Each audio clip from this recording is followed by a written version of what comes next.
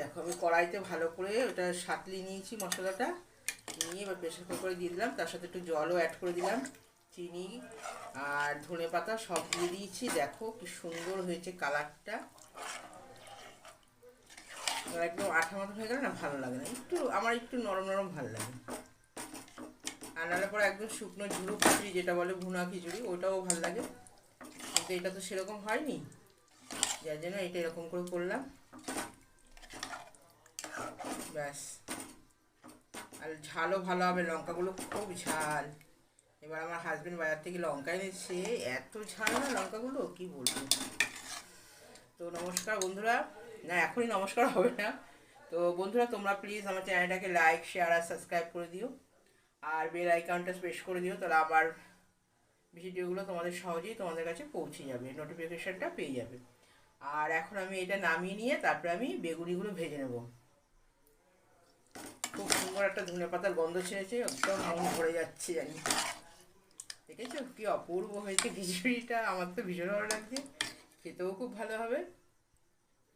আর কালকে তো সরস্বতী পুজো, অনেকের বাড়িতেই খিচুড়ি হবে। তো এই দেখো বন্ধুরা, এই খিচুড়ি দেখো গরম ধোঁয়া উঠছে, কড়াইশুঁটি দিয়ে আলু দিয়ে আর টমেটো কাঁচা লঙ্কা শুকনো লঙ্কা ফোড়ন দিয়েছি, হয়ে গেছে তৈরি। আর এই দেখো এই বেগুনিগুলি আমি এরকম করে কেটেছিলাম, এই বেগুনি আলু ভাজা এই দিয়ে দিলাম খেতে হাজব্যান্ডকে। কই গো চলে এসো, বসে পড়ো। তো নমস্কার বন্ধুরা, আজকে এই অবধি, এবার আমারটা বেড়ে নিয়ে আসি, খাবো। দেখো কত সুন্দর খিচুড়ি হয়েছে, আর তার সাথে আলু ভাজা। আজকে আর কোনো তরকারি করিনি। তো আমার খিচুড়ির সাথে বাঁধাকপিটা খুব ভালো লাগে। নমস্কার বন্ধুরা, আজকে আমি একটা নতুন রেসিপি নিয়ে চলে আসলাম। আজকে আমি করব খিচুড়ি আর আলু ভাজা আর বেগুনি। তো আমি সাধারণত সিদ্ধ চালের খিচুড়িটাই করি, আর আমাদের ঘরে ওটাই খুব ভালো বাসে সবাই।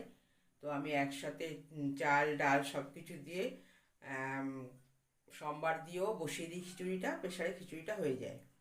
তো আজকে ওইভাবে করবো না, আজকে প্রেশারে একটু আর চালটা আর ডালটা সিদ্ধ করে নেবো, নিয়ে কড়াইতে সম্বার করব। তা তোমাদেরকে দেখাচ্ছি।